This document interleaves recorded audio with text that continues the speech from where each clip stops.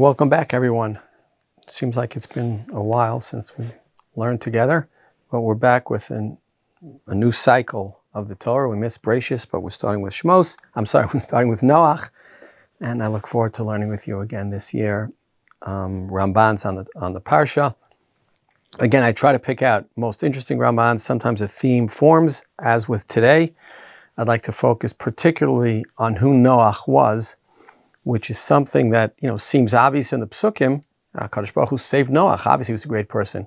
But then we know, he was tzadik haya b'dorotav, and the famous Rashi quotes, b'dorotav yeshamim l'shvach, yeshamim l'gnai. He was only a tzadik in his door. Had he been in Avram's door, he would have been thought of as nothing. Right? The Ramban takes issue with this and deals with it thoroughly. And so let's start at the very beginning. The pasuk says, Eila toldos Noach ish tzadik tamim haya b'dorotav, Eto Elokim hitalech Noach. Right? You'd think it would be pretty obvious that Noach was a tzadik. And the Ramban thinks that that's right. Ish tzadik tamim haya, yazkira katuv, shahaya zakai vishalem bitzidko. This is the Ramban. When it says ish tzadik tamim, that's pretty dispositive of the fact that he was a really, really good person. Lahodia shero'ui lihinatzel min hamabul, she'ein lo onesh klal. He wasn't guilty of anything. He was a tzaddik. Kihu tamim b'tzedek. He's perfect in his righteousness. And here's the main point. Ki had tzaddik hu has zakai b'din. The word tzaddik, says the Ramban, is not so much a description of the person as a legal conclusion. The Torah concludes that he's a tzaddik. Hefech harasha. Right? When the Torah describes something as a rasha, he's guilty of a sin, and he needs to be punished for it.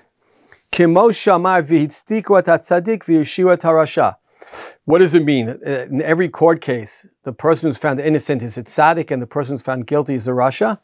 No, says the Ramban, but it's the conclusion that the court reaches. With respect to this transaction, a person claims that somebody did something wrong to him.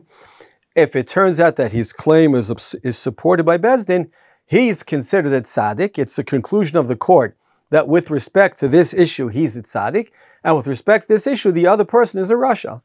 So says the Ramban, when the Torah says, ish tzaddik tamim haya, the Torah is concluding, based on the facts, that Noach was a tzaddik, and that HaKadosh Baruch Hu saved him from the mabul, not just because in a generation of terrible people, he was somewhat okay.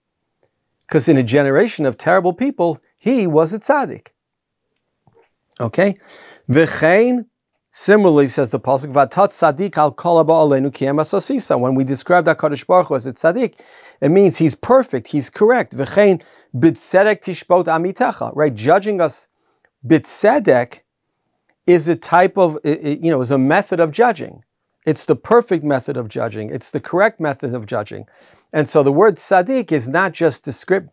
It is descriptive. It's an adjective. But the Ramban is saying it's not just, relative to someone else. It's in fact the case that he was a tzaddik. Okay, skipping a few lines in this first pasuk of the parsha, says the Ramban, Va'achar sha'amar shehu ish tzaddik, Ki einanu ish chamas umashchit darko kibnei doro hachayavim. After the Torah tells us that Noach was a tzaddik, meaning he was not like the other people in his generation who were evil. Amar shahaya mitalechet Hashem hanichbad liyira oto levado. On top of being a tzaddik, on top of being an innocent person, now the Ramban says, okay, Noach was a really good person. Let's assume, for purposes of this conversation, that tzaddik means moral, which it could mean. Now the Ramban is saying, in addition to being moral, he's also frum. He also loves HaKadosh Baruch Hu. It's not just that he respects property values, and he respects, private property, and he respects values, and he respects, societal norms. He was a frum guy. Einenu nifta acharei hovrei shamayim umenachesh ve'onein. He doesn't follow what his neighbors are doing in terms of divining the future and figuring things out. V'chol shekein acharei avodah zarah. Right? He doesn't follow avodah zarah. Veinenu shomeh Elohem klal. Rak bashem levado hu davek tamid. He cleaves to, he desires to be one with HaKadosh Baruch Hu. Right? The Ramban is sort of hinting here that obviously Noach's tzidkus, and the Ramban obviously believes that Noach was a tzadik, right, as the Torah describes. But more than that, the Ramban is saying he wasn't just a moral person, he loved HaKadosh Baruch Hu. As a result, he stood up to all the evil influences that existed. Noach lived amongst people. The world was destroyed because of those people. They were bad people. And the Ramban here is saying that Noach was able to stand up to that. V'holech b'derech Hashem b'achar Hashem. He follows HaKadosh Baruch Hu. O asher yoreh oto, or which God commands him. Because by the way, says the Ramban, ki navi haya. He wasn't just a regular person. He wasn't just a regular tzadik. He was a prophet. V'zeh kitam acharei Hashem elokechem telechu v'oto tirau. Hanemar b'harchakat hamitnabei la'avodah zara v'notein otu mofet kasher afaresh. So the Ramban, this is a hint at there are people later on in the Torah who are prophets, but they're false prophets, right? They tell you that God appeared to them and he said, worship avodah zara. Okay, so that's not who he was. V'hinei, achar shehaya Noach tzadik ve'einenu ra'u le'onesh. Once we conclude, as the pasuk says, that Noach was righteous and innocent in all ways, and there was no reason to punish him, Gam banav ubeito ru'uyim lehinatzel bizchuto. Right? This is a more of a difficult point. This is the Ramban. If you're a tzaddik, your children are worthy of being saved because of your righteousness. Ki haya onesh alav im yikaret zaro. Now the Ramban is touching on a subtle point that we don't think about enough, I don't think, which is, let's say you have a child, and that child's a bad person, and that child, God forbid, rebels against HaKadosh Baruch Hu. But to punish that child is to punish the parent, right? There's no such thing. When, God forbid, someone in a family gets hurt, gets injured, or gets sick, the whole family suffers, right? Somebody has to take this person for chemo treatments. Nobody can take their kids to school. It's stress on the whole family. All illness is stress on the whole family. And the Ramban says, or at least I think the Ramban says, there are people who are so good that HaKadosh Baruch Hu has to look out for their relatives because otherwise they'd be hurt by that. They would suffer. O Yomar kihut tzadik shalem v'gam banavu beitot tzadikim. Says the Ramban, it's also possible that they weren't saved because of Noach, but because Noach was such a perfect tzadik, it's safe to assume that his children were also tzadikim. Kihu limdam, he taught them. Kinyan shekatov ki yidativ l'man asher yitzavet banav v'et beito acharav v'shamru derech Hashem latzot tzedakah mishpat. As the pasuk says about Avraham, there's every reason to assume that the father educated his children to be like him and to be good people. Okay, but one thing is clear in the Ramban. It's absolutely clear, which is the Torah is describing Noach as a tzaddik because he was a tzaddik. Because he was innocent of everything. HaKadosh Baruch Hu saved him, not just because he was the best person in his generation, God forbid, but because he was an outstanding person, and presumably he would have been outstanding no matter what generation he lived in. Right? When I was a kid, and even now I suppose, it's strange, but in Sefer Bereshis, people sometimes talk about who was greater. Who was greater? Was Avram greater than Yitzchak? Was he greater than Yaakov? Was Avram greater than Noach? Okay, so the answer is the Ramban is sort of raising that issue here subtly. And he's saying, I'm not telling you who's greater, but I'm telling you that Noach was great. Okay, so if this is the case, and it is the case, we need to turn to the difficult word in the pasuk. Because the pasuk says, Tamim haya b'dorotav, right? And Rashi on that medrash, and we'll quote it in the Ramban, Yesh me rabotenu shedarshuhu litova. Well, if he was a tzaddik in a generation like the Mabul, kol shekeni maya b'dor shel tzaddikim. Obviously, if he lived in a generation of tzaddikim, he'd have been even greater. V'yesh shedarshin lignai, lashon Rashi, says the Ramban. Now, what's the Ramban going to do with this? Now, the Ramban has shown us before, and will show us again, that he's not afraid to disagree with the Maimar Chazal when it comes to a pasuk. When it comes to halacha, he's bound by Chazal. When it comes to parshanut, he's happy to do it. But here he doesn't need to. Says the Ramban, I know what the big fight is about. V'hanachon be'enai lefi apshat shehu levado hatzadik bidorot hahem. All the Torah means to say tzadik haya bidorotav was to say he's the only tzadik in his generation or generations. Ein bidorotav tzadik v'lo tamim zulato. There's no one who's a tzadik. There's no one who's perfect like Noach was. V'chein ki otcha raiti tzadik lefanai bador hazeh. Right? God looks at the generation, and it's not an insult. It's not to limit Noach's praise. It's to increase it. If he's in that, if he's a tzaddik in that generation, she'ein acher bidor ra'ui lehinatzel. Says the Ramban, God is explaining to us, wasn't there some guy, wasn't Chaim Shmerel who also lived at that time, wasn't he also worthy of saving? The answer is no. Noach was tzadik haya bidor tav. He was the only one who was worthy of saving. It's not to make him greater. It's not to make him worse, although I think you could assume, in my heart, I think it makes him greater.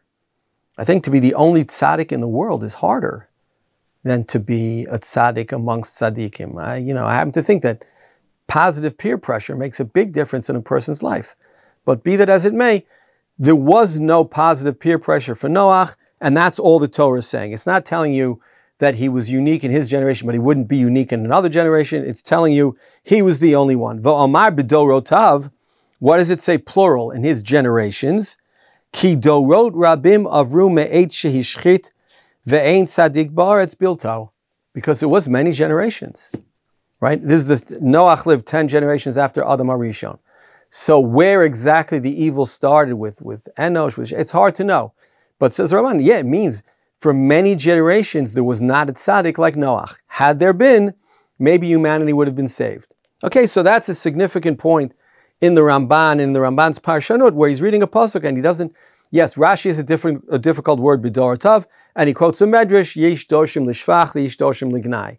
But the Ramban, the pasuk makes it so clear that Noach was a tzaddik tamim, that it's much easier to just translate the word b'dorotav, not to mean to modify the type of tzaddik he was, but just to say he was the only one in his generation.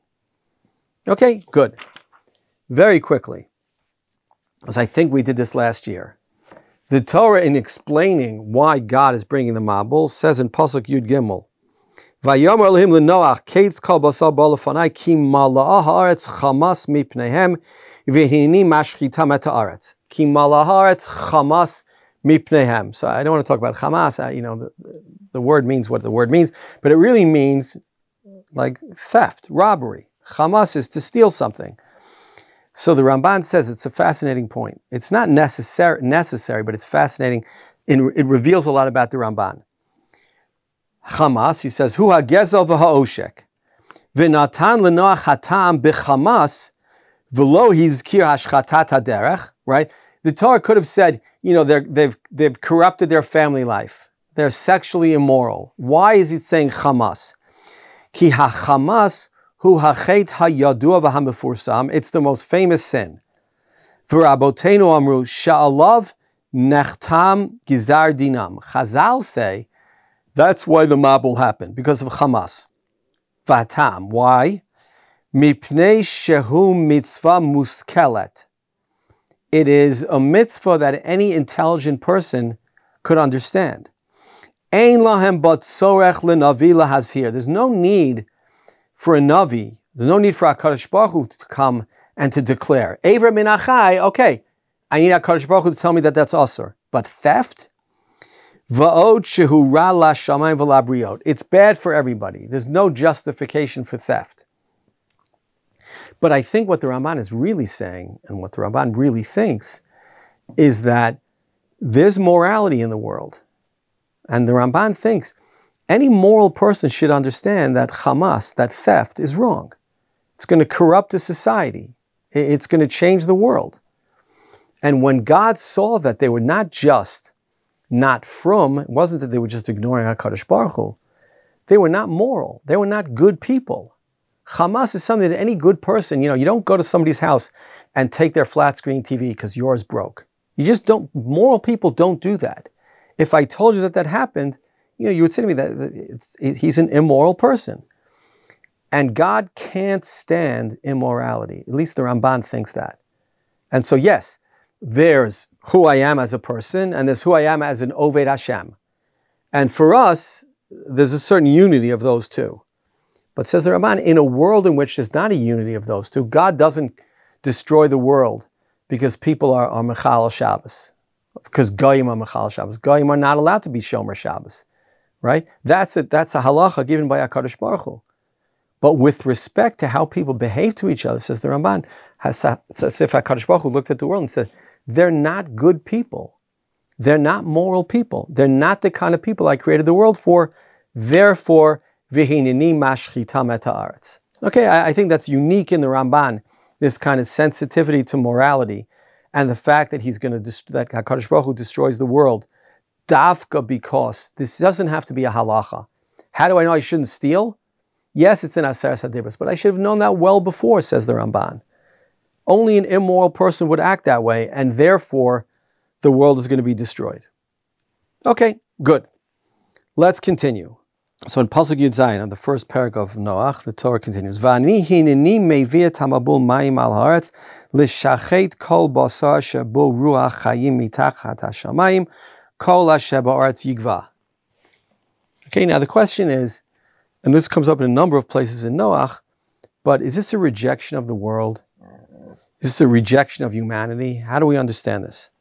So says the Ramban, Hineni maskim imotan sha'amru lifnei lefanai ma enosh ki tizkurenu. That's Rashi, right? Rashi says, you know what, when God he's speaking out loud, he's saying, you know what, the people who objected to me creating a world with humanity, they were right. That's the Medrash. Says Ramban, Vani Tamea. How could that be?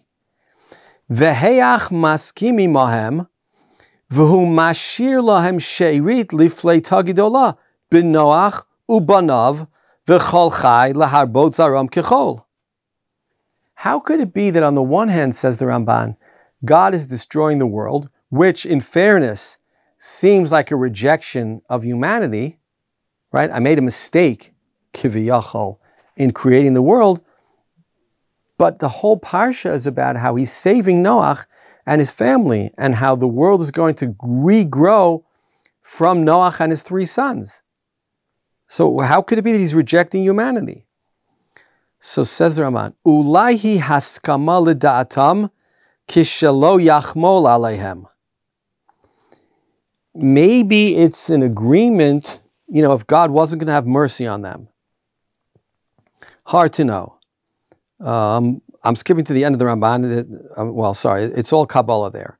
But the Ramban raises the issue for us, which is, on the one hand, you read Parshas Noach and you say, okay, Vayinachem Hashem al asher asa ta'adam, that's a difficult pasuk. What does it mean that God, who sees the future and who knows the future, regrets something in the past? Why did he create the world to begin with? There are different medrashim. But here the Ramban is saying, why is he saving Noach right now if he's given up hope on humanity? And so the Ramban, in the Kabbalah part, which I didn't understand, frankly, but the assumption in the Ramban is that can't be the case. God is not giving up on humanity. God wouldn't give up on humanity. And the whole process of saving Noach is sort of like a new beginning, right? Which I think fits in nicely. We're not going to have time to do it. But when the pasuk after the Mabul, when Noach is saved, so God permits man to eat meat. So I don't want to make too much out of this, although I do enjoy eating meat. I admit I'm not a vegetarian. But it's like HaKadosh Baruch Hu saying, okay, making a world in which everybody was a vegetarian doesn't make sense, right? Maybe man needs an outlet. If he let people eat meat, it would have been better, it would have been different. The sense you get in the Ramban is that God is resetting the world, but he's not rejecting the world. God is saying, I need to create a new world with new rules, or with certain new rules, and just from the family of Noach, as in theory would have happened later on, when HaKadosh Baruch Hu says, let me destroy Bnei Yisrael, and Moshe, I'll make you a new nation. So thank God Moshe Rabbeinu convinces HaKadosh Baruch Hu not to do that. But the idea of let me make a new beginning isn't as troubling to us and shouldn't be as troubling to us as the idea of I made a mistake, let me make a new world. Right? HaKadosh Baruch Hu is not choosing to make a new world. He's simply choosing to start a new, to choose a new progenitor and a new person to create a world in which people will be, I'd like to say, more moral, if not, more frum. Right? We're getting ahead of ourselves, but, when God chooses Abraham, is he rejecting everybody else? Right? Does there have to be a chosen people? When God created the world, was there going to be a Jewish people and Gentiles to begin with? Right? Those are things we can talk about as the parashas unfold. But my sense is that maybe originally there wasn't going to be a chosen people. And then HaKadosh Baruch Hu realized it wasn't going to work. And there are things that HaKadosh Baruch Hu realizes as he sees history unfold that do not conflict with the fact that HaKadosh Baruch Hu knows the future and controls us. Okay, let's go to Perek Chet, the first pasuk. Says HaKadosh Baruch Hu, as they're leaving the Teva, Vayizkar, says the Torah, Vayizkar Elohim et Noach, ve'et kol ha'chaya ve'et kol ha'behema asher ito b'teva, vaya'aver Elohim ruach al haaretz vayashoku hamayim. So the Ramban is bothered by, what does it mean God remembered? Did he forget them till now? And there's a phrase that comes up a number of times. In the Mitzrayim story, when we were sent out to Mitzrayim to be slaves, right? You also have Vayizkar Elohim, where all of a sudden God remembers. What does it mean? So says the Ramban, Vayizkar Elohim et Noach ve'et kol ha'chaya ve'et kol ha'behema, hazichira b'Noach mipnei shayat tzadik tamim v'karat lo brit lahatzilo. It's not just that Noach was a tzadik tamim, but God had promised to save him. V'Noach yichlol zaro asher ito sham. And when it says Noach, it's not just describing one person, it really means all of humanity. It means his family, the only living representatives of the human race. V'lo hizkiram, it didn't mention the other people, ki bizchuto nitzolu. Right, before the Ramban was playing around with, were Noach's children tzaddikim also, or were they saved only because of Noach? Here the Ramban seems to have settled on the idea they were saved because of Noach. Aval hazichira she'amar b'chaya u'b'behema, when it says that God remembered the chayot and the behemot, bizchut she'ein b'bali nefesh zchut o chova, there's no such thing as a lion who's a tzaddik. There's no such thing as an elephant who's a rasha. Zulati ba'adam levado, the only people who have schar va'onesh, the only people who can merit a reward in this world are human beings. Aval hizkira bahem ki zachar et dvar kadsho. She'amar v'haya ha'olam. No, he's talking about not just the deal with Noach. He's talking about the deal with the world, right? Hu amar vayehi. HaKadosh Baruch Hu created the world through his own conversation, right? V'haratzon asher lo bibriyat ha'olam Allah lefanav. HaKadosh Baruch Hu remembered why it was that he created the world. I think the Ramban would tell you that God needs us. But that's a topic for another discussion in the Ramban. But I think that that's true. V'ratzah hakiyum ha'olam b'minim asher barabo. God had a reason for creating cats, although in Israel I don't know what that reason would have been. But and dogs and lions and tigers and elephants, and he had a reason for everyone. V'hinei ra'a ata lahotziyam shelo yichlu b'teva. And he realized now if he doesn't take them out of the teva, they're going to run out of food. They can't live in a teva. V'lo hizkir ha'ofa sheretz ki zichirat ha'chaya shaveh imahem v'yagid alav reo. Right, if you mention that I'm saving the chayot, so it means you're also saving the birds and all other species of animals. But says the Ramban, once again, that God remembered, it sounds like it doesn't really mean remembering as we say it in modern English, as opposed to, I want to say recalling, but as opposed to, rethinking his position. God remembered why he created the world to begin with. God remembered why human beings need to exist. Why HaKadosh Baruch Hu won't be HaKadosh Baruch Hu without human beings. Ein melech below am. There's a need for us. And when that happens, so both the fact that God promised Noach that he would save him, and the fact that God created a world in which there are human beings, requires HaKadosh Baruch Hu to once again do the same thing and save human beings. Okay. I want to do, with our remaining time, a Ramban that doesn't exist. Okay, it exists in Sefer Vayikra, but not so much here, right? When Noach is saved, what's the first thing he does when he leaves the teva? Vayiven Noach mizbeach l'Hashem, vayikach mikola behemaha teoro mikola ofa teor vayal olot b'mizbeach, vayarach Hashem et reach hanichoach vayomer Hashem alibo. Lo osif lekalel odet ha'adama bavur ha'adam ki yetze lev adam ram minura v'lo osif od la'akod kol chai kasher asiti, etc., etc. In Vayikra, when HaKadosh Baruch Hu introduces us to the world of Karbanot, there's a famous Ramban, maybe we'll do it then also, in which he quotes the Rambam. And the Rambam says, there is no reason for Karbanot, right? It used to be that people did it for Avodah Zarah, and so we changed it, and now we do it for HaKadosh Baruch Hu. But if it wasn't for that, if it wasn't for the instinct that people had, and the influence that Avodah Zarah had on the world, we wouldn't bring Karbanot. And says the Ramban there, the Ramban goes crazy, literally, against the Rambam. And amongst the things he says is, who was in the world when Noach came out of the Teva? What pressure was there on Noach? What practice was he adopting that was worldwide to bring a karban? He wasn't. A karban is something good. A sacrifice to HaKadosh Baruch Hu is something good. And when the Torah says, Vayarach Hashem et reach hanichoach, vayomer Hashem libo lo osif lekalel ot ha'adama, right? It's impossible to read that in a way that doesn't recognize that bringing a karban to HaKadosh Baruch Hu is good, is inherently good. Now, we can discuss why that is, and maybe we'll do that in Vayikra. Now's not the time for that. But the fact of the matter, says the Ramban, the fact that when Noach left the Teva, he brought a karban, speaks to the human instinct, speaks to the idea that karbanot are a good thing.